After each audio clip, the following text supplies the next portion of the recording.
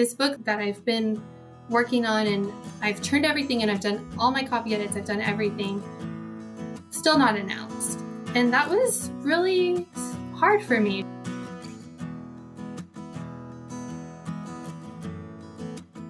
Welcome to Queries, Qualms, and Quirks, the weekly podcast that asks published authors to share their successful query letter and discuss their journey from first spark to day of publication.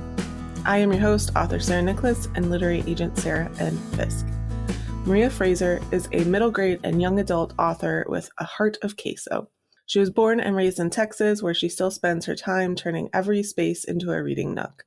Her debut middle grade audiobook, Margarita in the Spotlight, is available now on Audible. So please welcome Maria to the show. Hello.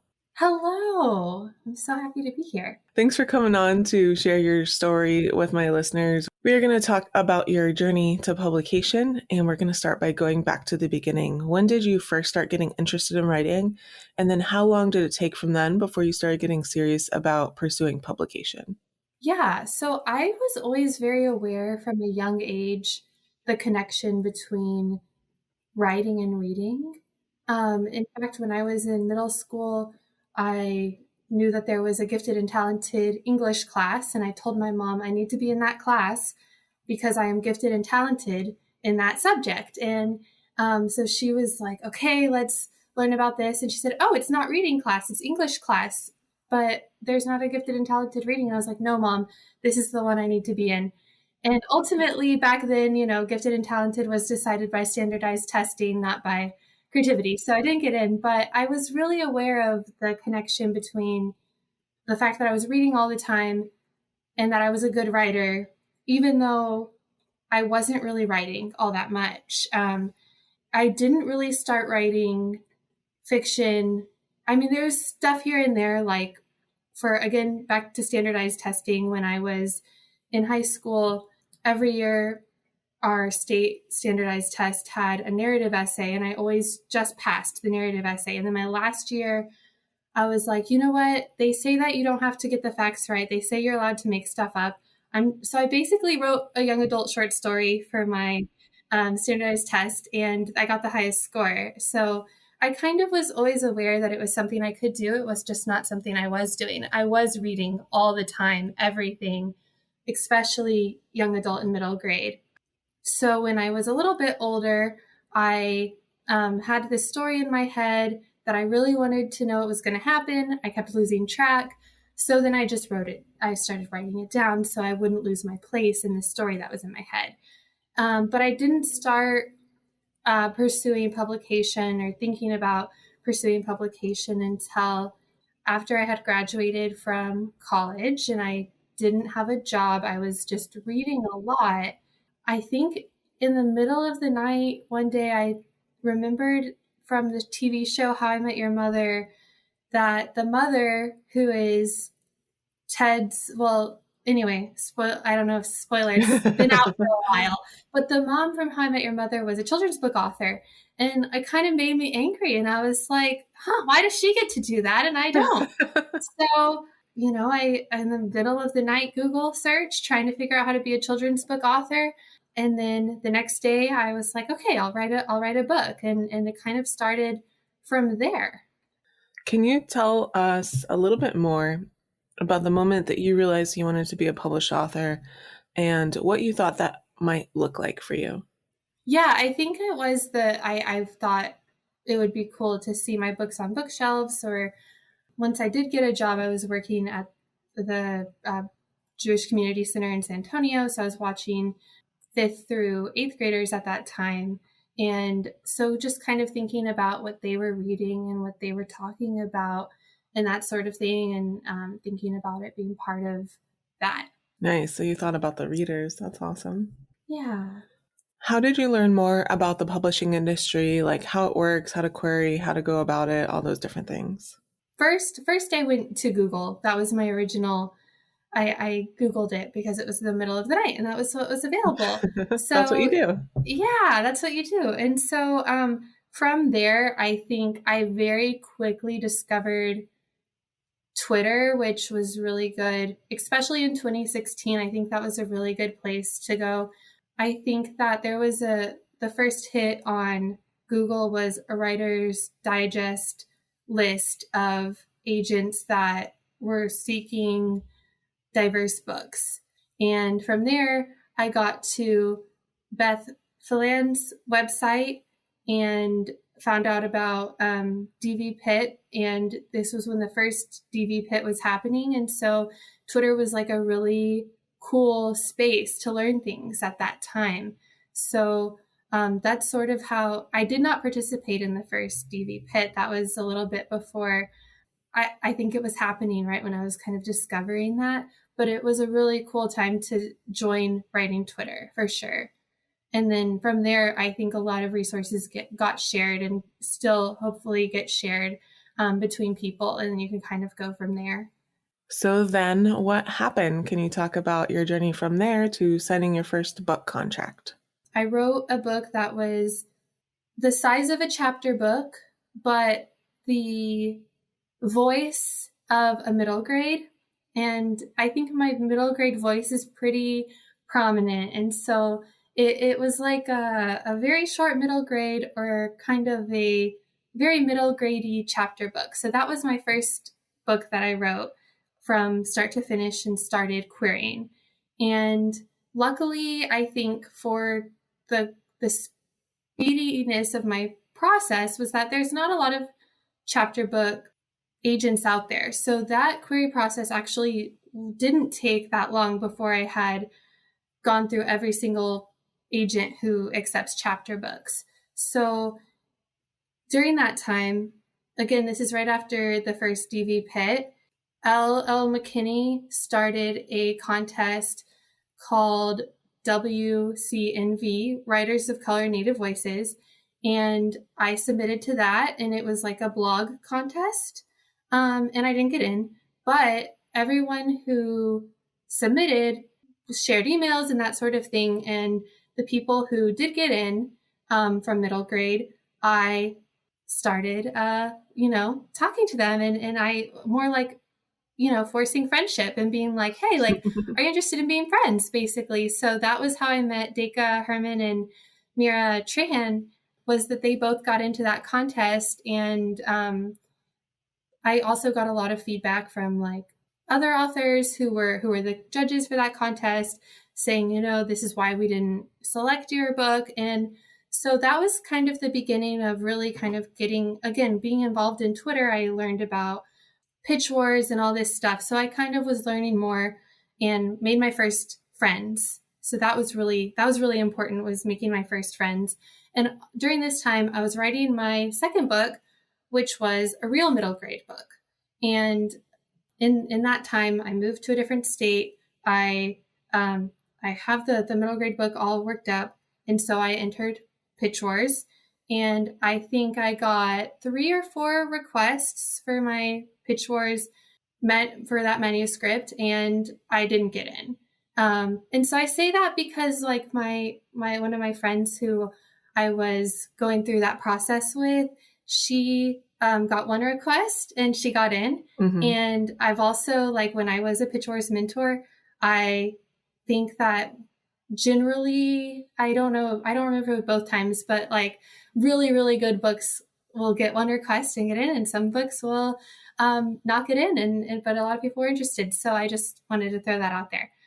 Then I started querying that book in the summer to fall of 2016, and it was a little early. And I think that because I knew that I could have used a mentorship from Pitch Wars, but then that same book that could have used a mentorship, then I'm like, okay, now let's send that out to everybody. Let's query that now. And I think I did do some cosmetic changes, but not a huge overhaul of the book, right? Between that and between submitting to Pitch Wars and querying, I think I probably did some edits, but not a full revision.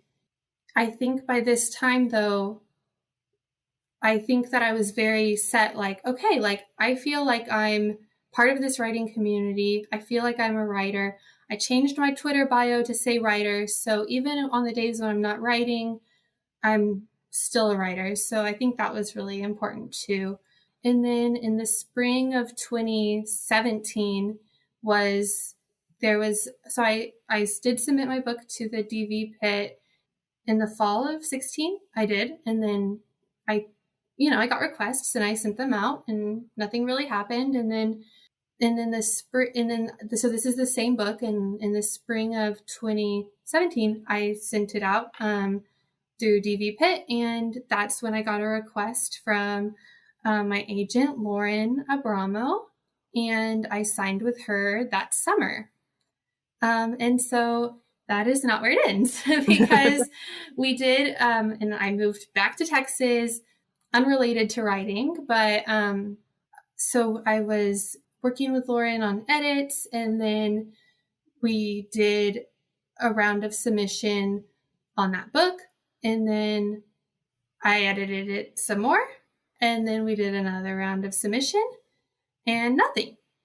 Right? So we got a lot of good rejections. So I think I remember even some of the first rejections that I got were, oh, wow, like send me the next thing Maria writes, or just the things that the rejections on submission they're really heartening because you mostly are going to get the personalized rejections, and it feels like you're so close, and that people who are in this business like recognize that you are a strong writer and that you're funny and that you have great characters or whatever, right? So it is kind of nice. The rejections on submission I feel like are nicer than queries because editors have less to go through. So they're not doing form rejections and they usually respond most of the time. So anyway, so that was 2 rounds of that. And so by that time, I had done a lot of starts and stops on different manuscripts, but I actually, when I signed with Lauren, I was like a couple weeks away from starting to query a different manuscript, which was called Gringo with a Guitar, but it later became Margarita in the Spotlight. So we took the manuscript that became Margarita in the Spotlight, and we took that on a round of submissions, and nothing, right? So for the second round, Lauren included Audible because Margarita in the Spotlight has a lot of songs in it. And she thought, this could be an interesting partnership because she knew that Audible was trying to do some cool stuff with audio and make it a little bit more than your traditional read aloud, just adding more things. And she said, I think they might be interested in this. So in that second round, she included Audible. And so summer of 2019 is when I found out that I got an offer from Audible. That fall, I signed the contract. Nice. And that was a Audible original, right? Yeah. So it's really cool the way that they put it together. And it was definitely something that had its ups and downs of trying to figure out what it was going to be. And they had different visions for it along the way. But the way that it turned out, all of the songs are sung and performed as part of the book. And there's different singers playing different characters. And it's just a really awesome event of a book. So it's really cool. But yeah, it's an Audible original. So that's an imprint that's part of Audible where they publish they publish things for the first time through Audible. And at least for this first 6 months, it's only available as an audiobook. So that's how that is. But it works just like a traditional publishing imprint in every other way. Yeah. It is time for the first cue of the podcast. Can you read your successful query letter for us? Dear Miss Abramo, thank you for requesting my materials at DV Pit. I am excited to share them with you. The tweet you liked was, the pages between us plus friendship experiment. Mexican-American BFFs are separated for middle school and become mascots to stay connected. Hashtag DV Pit, hashtag own, hashtag MG. When Taylor and her 2 best friends are zoned to attend 3 different middle schools, the girls are separated for the first time ever. Without cell phones or homes within walking distance of each other, they know the traditional ways of staying connected aren't going to cut it. So the girls decide to become mascots at their respective schools and document their adventures on a shared Google Doc letter. With secret identities, giant armadillos, crying babies, and puking co-mascots, the girls discover the life of a middle school mascot is one big adventure. Too bad, life apart is harder than they expected. Taylor loves being a mascot, but starting a strange new middle school all by herself is even worse than she imagined. When their plan isn't enough to overcome the distance, Taylor has to find a way to save their lifelong trio or risk losing it for good. Your Favorite Mascot is a 27,000-word contemporary middle grade novel set in present-day San Antonio, Texas. This story is impartial epistolary, told through a combination of letters and Taylor's point of view. Like the three main characters, I am Mexican-American and originally from San Antonio. I have attached the first 50 pages to this email. Thank you for your time and consideration. Nice. And you said you have things that you would change now if you were that? I would. So first of all, in the greeting, dear Miss Abramo, I don't just do first name, last name. I don't think it's worth trying to guess people's prefixes. Just do first name, last name. And you never are, no one, I know a lot of educators are listening to this and that they are in school calling everybody by their last names and all this stuff. In publishing, it's a first name business. So don't worry about that. The tweet, so the reason that the tweet was so short is that back then the character limit for Twitter was shorter, so pitches were shorter because that was what was able to fit in a tweet. And then I will also point out what I noticed while I was reading is that there is a typo. I used the wrong there. And I got an agent with a query letter that had the wrong there in it. And so that was, the point of the query is not to show off that your grammar is really good because, it's more about the story. But of course, if you can do correct grammar, do that. Mm-hmm.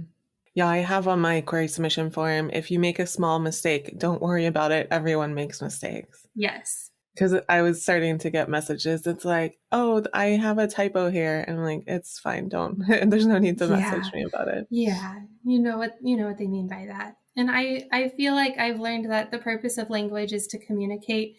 And once I really got that in my head, it was so freeing, especially with learning Spanish as a second language and just knowing that no one actually cares if you're doing great. Like just the whole point is that they can understand you and you can understand them and that and you're using language correctly if you can do that. Mm-hmm. How has your experience been since signing your contract? Were there any kind of surprises along the way? Yes. And so this is where it actually gets pretty, this is where the journey gets a little bit interesting, like a roller coaster.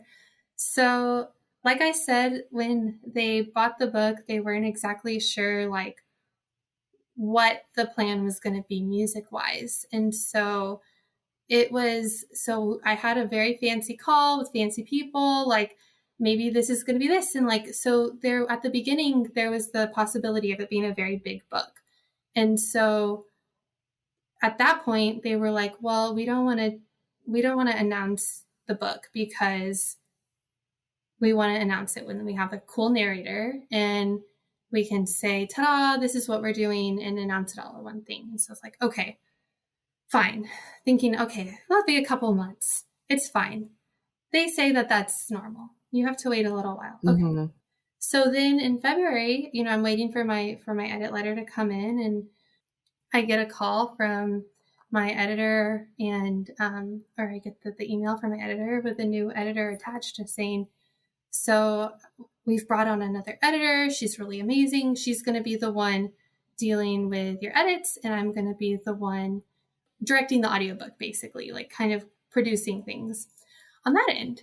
And so I recognized the name. And so I sent my agent an email and I said, so Lauren, this new editor, didn't she reject this book when it was on submission? And also the last book that was on submission?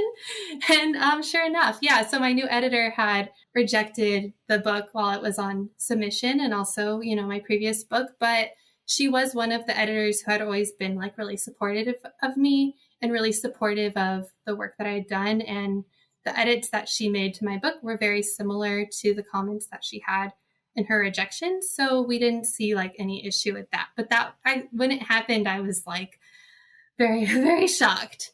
And so I continued working on the edits for that. And, there was a pandemic, and turned those edits in. And I don't really remember what happened with the book between when I turned in the edits in the summer of 2020, but it still wasn't announced by the winter of 2021. So 2021 starts. This book that I've had, that I've been working on, and I've turned everything in. I've done all my copy edits. I've done everything.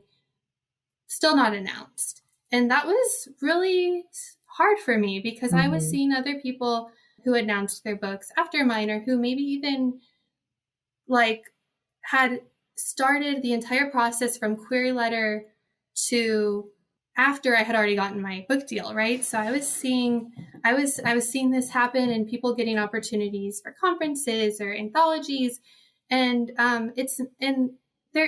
you do from that angle, you see that people do treat you differently if you have a book announced and if you don't. Mm-hmm. And it's not catty people, it's everybody.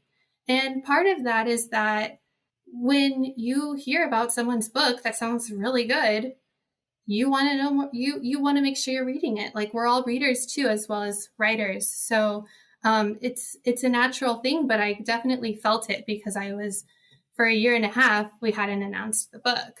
But so then we announced the book, and I was really excited to finally announce it. It was right after the winter storm in Texas, which is where I live. I was like really excited now that it's announced. I can finally like join groups of writers that are at the same stage as me, all of this. So I was up like submitting to those and asking to join those. And I just like remember I was in an apartment complex with 2 cases of water under my arms, and like trying to balance food and trying to find the apartment of one of my clients, trying to help them through the winter storm, when I got a rejection from a group that is like, known for being very like inclusive and caring, and that a lot of my friends are in. And, oh, well, your book is actually not a real book, so we can't have you join because it's an audio book. Oh, okay. Yeah. So I think that for so long I had been like, okay, if I can finally announce it, I can finally announce it. Then I did. And I had told myself how cool it is and how cool the book is. And I knew how amazing it was going to be, and that even though it wasn't a print book. And so some of the dreams that I had for a book, those dreams are going to be realized with other books in the future, right? Seeing it on a shelf, going to school visits, seeing a kid reading it in the library. That's going to be something that those are dreams that I'm going to achieve with future books. But I was feeling really excited about this book, but other people will be like, no, it's not a real book. And you just have to kind of move on. So in this summer is when they recorded the music and everything like that. And hearing the music for the first time was so cool. I was able to hear all the songs before they were added to the book, and it's all music that I wrote. But I guess a lyricist. So the idea was that if you've read books with music in it before, they're usually italicized. So the songs you have a song, it's kind of like a poem, and it's italicized. And so a cool thing about being with Audible Originals is that part of my edits were adding new songs, which was really cool because I had a normal amount of songs for print book, but I was able to add more songs for this audiobook. And I didn't mention before, but one of my edits was also rewriting the entire thing into past tense. Oh. But that was a big deal too, because they were just still trying to figure out what to do about they're still trying to figure out what they wanted to do about the music. So they were like, why don't you rewrite the whole thing into past tense? And so I did. But the way that the music ended up working out was perfect. And I love what, so the producers, so that they contracted some producers, Steve Hornest and Michelle Valenzuela, and the singers, Eli V and Annie Bosco, and it was just like really cool. And then the book came out, and I drove around listening to it on the day it came out. So yeah. Nice. Very nice. Yeah, I remember you and I had talked previously about the similar issue. My debut was with a smaller press that had national distribution, but it was still a smaller press. And I was denied entry into my debut book group because of that. And so the rejection never stops. No, it doesn't. And when it's the kind of rejection that you're not expecting, it almost hurts a little more because it comes out of the blue. You're like, oh. Yeah. At least on submission or querying, you're kind of anticipating it. Yeah.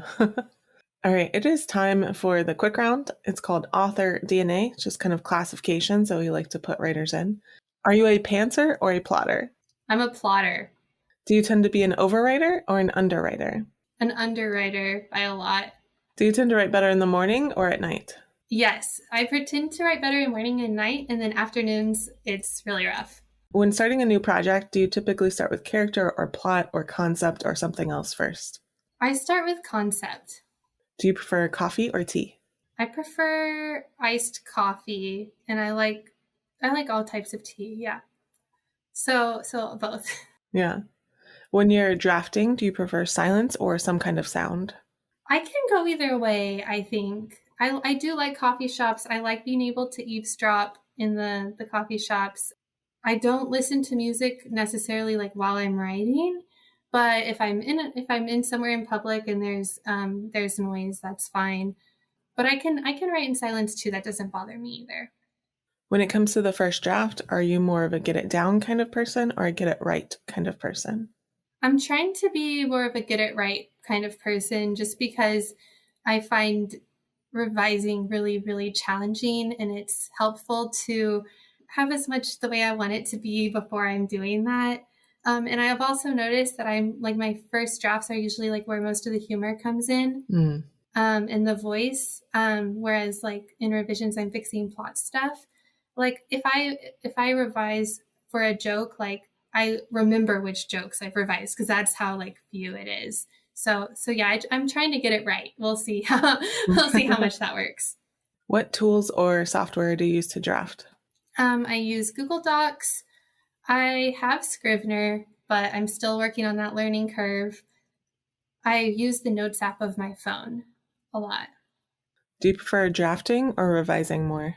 I prefer drafting, and I got into writing because I was a reader and because I wanted to know what was going to happen next. So that's really just how I think about it. I don't know what's going to happen next until I write it. Mm-hmm. Do you write in sequential order or do you hop around? Mostly in sequential order. Yeah. Final quick round question. Are you an extrovert or an introvert? I'm an extrovert. Nice. Yeah. So now we're going to talk about the second Q of the podcast. What were some of the qualms or worries that you had on your journey, and were they realized? Did you overcome them? How did they shake out? I think I did worry about stuff not happening quickly enough, or, is this book even going to be relevant in however many years? Is someone else going to write the exact same thing as me and that's going to get published first? Yeah, I think that like not knowing the timeline, I think that did worry me. And the answer to all of that is yes. Like, yes, there is people who wrote books with like similar premises of my first, the book that I got my agent on, but didn't sell. And okay, so it's not the same book. And it's like, obviously if kids are going to like it, kids are going to like it. So people are going to write about it, hopefully, because that's the goal for children's literature. unfortunately, kind of for us as humans, a lot of the issues are very cyclical or are always relevant. And so, like for me, with Margarita in the Spotlight, kind of thinking about it in 2016, 2017, when I came up with it and when I wrote it, I was thinking kind of like, well, what if there's Oscars So White? Like I was thinking about the Oscars So White, and I was thinking about country music, and I was like, wait, is this too far-fetched? Like, is this something that could actually happen?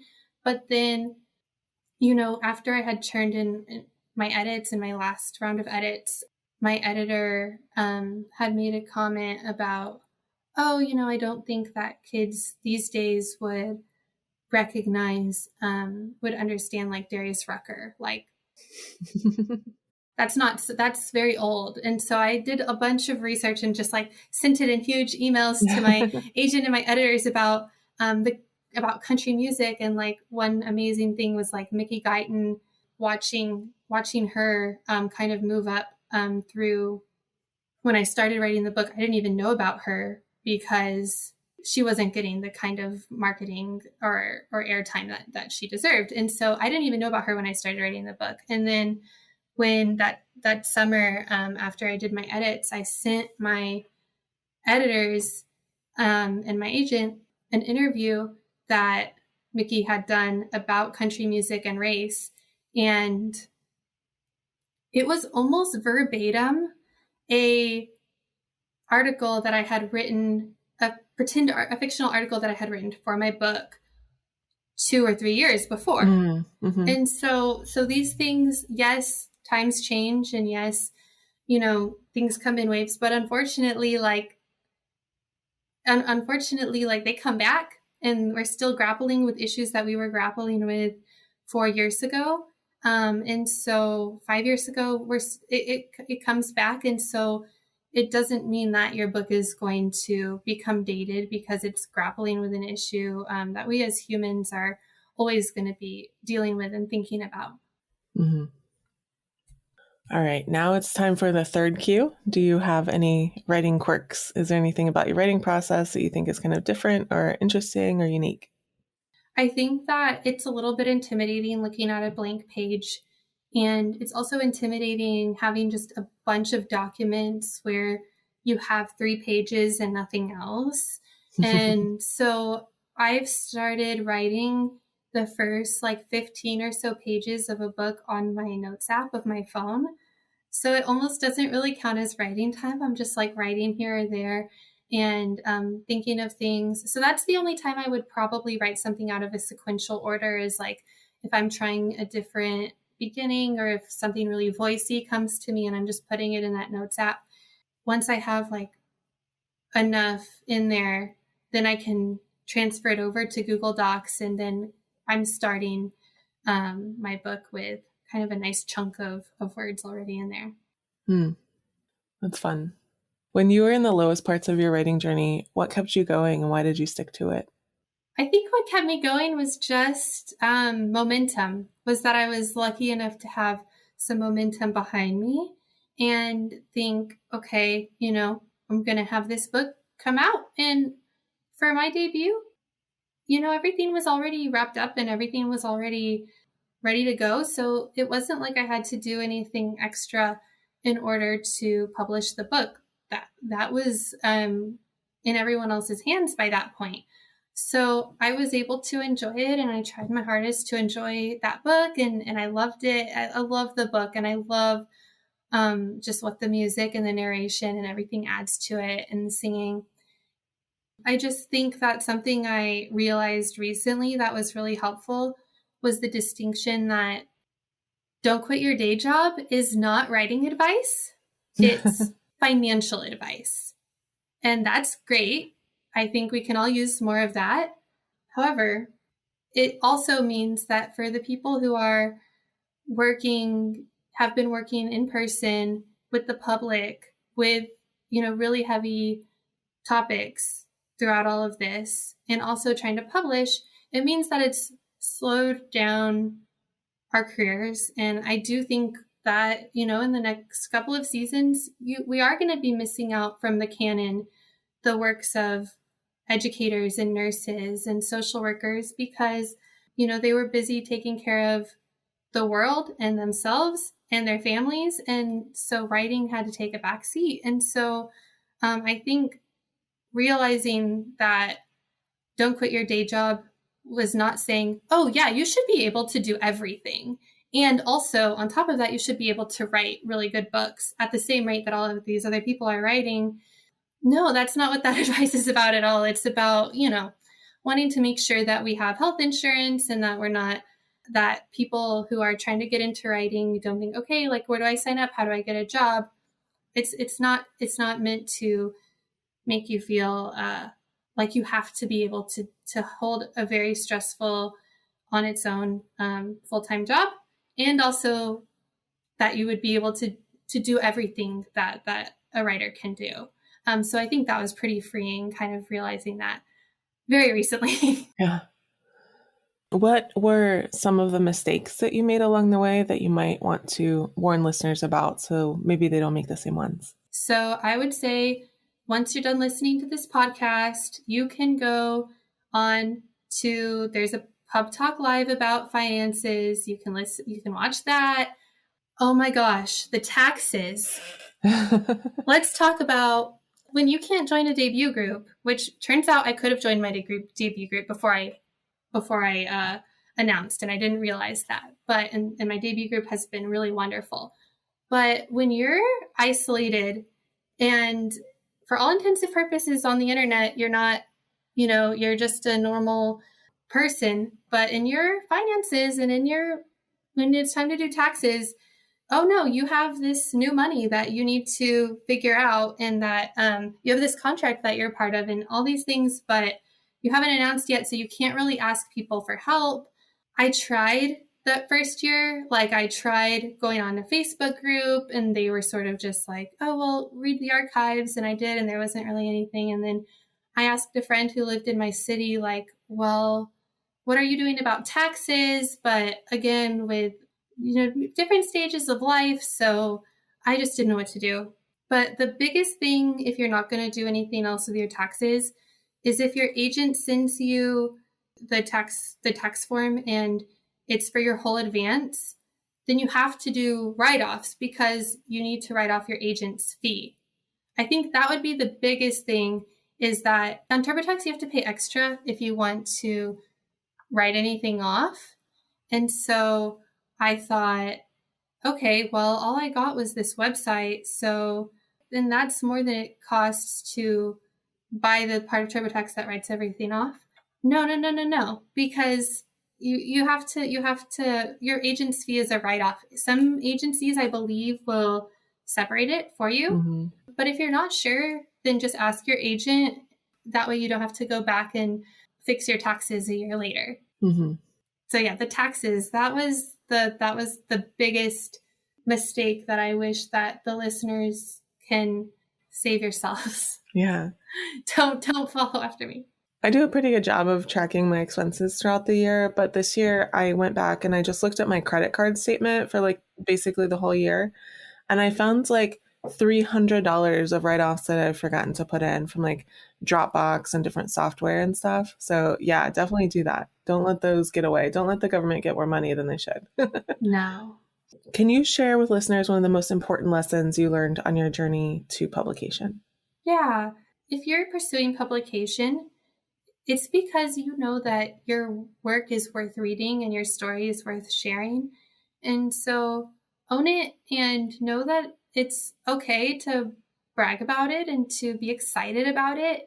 And that was one of the most lovely things about working with collaborators on the audiobook, because I can really actually enjoy the book. I know a lot of people won't read their books again after it's published, but I can be thinking about the beautiful narration and listening to the amazing songs and just really experiencing in that way. And so that's been really helpful for me to be able to talk up the book and explain how great it is, because it's not hubris. I'm not just saying, oh, I'm so wonderful, I'm so great.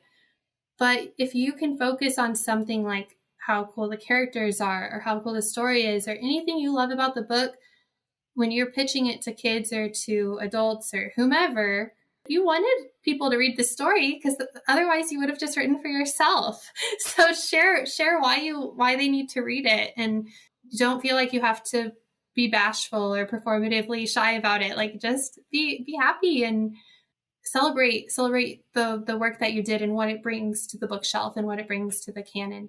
I love that. That's great advice. There are definitely going to be people who will try to make you feel bad for celebrating things, and just don't let those people into your life, basically. Yeah.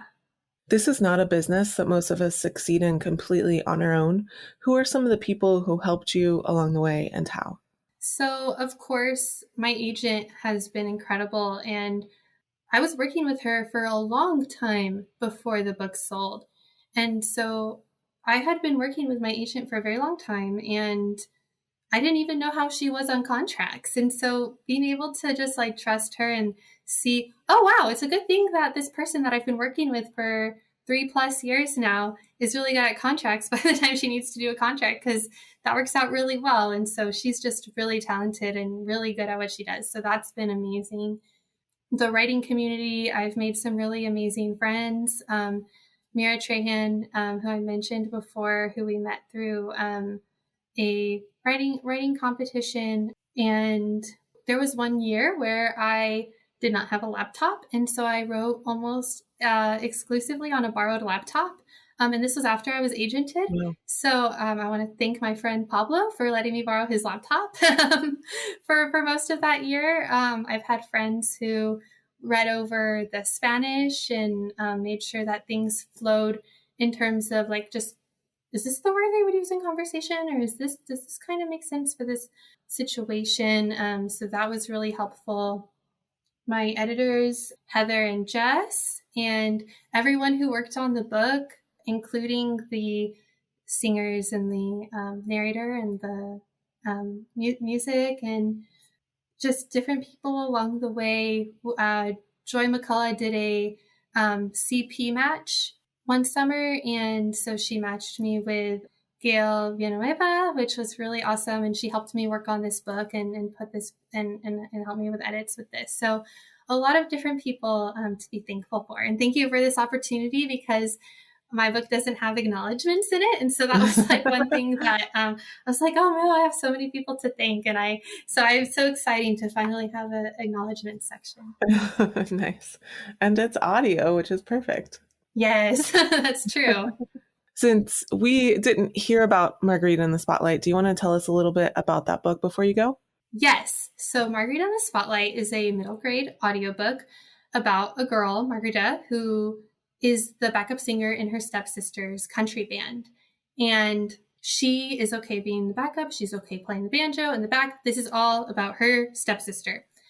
However, when a racial reckoning hits country music, all of a sudden, Margarita gets thrust into the spotlight without her approval, because she is part Latina. And that's not a part of herself that she knows very much. And she's been raised by white people and with white people. So she has to figure out who she is and what she wants in front of the whole world. And it comes with original songs, like I mentioned in the interview, and they are so, so good. I think that's a really cool way. It's set in the country music world. And so you get to hear some country music that I wrote the lyrics for. And I just love it. Awesome. All right, Maria, thank you so much for coming on today and sharing your story with everyone. Thank you so much. Thank you so much. Thank you so much for listening to this episode of Queries, Qualms, and Quirks. You can find the text of Maria's query in the show notes, along with links to find out more about her and her books. If you enjoyed the show, I'd really appreciate if you'd help me find new listeners by leaving a review on Apple Podcasts or Podchaser, telling your friends, or sharing this episode on social media. If you're interested in supporting the show, go to patreon.com/pubtalklive.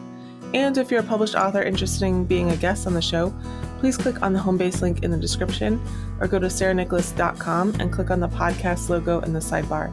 That is Sarah with an H and Nicolas with no H. Thank you so much for listening, and we'll see you next time.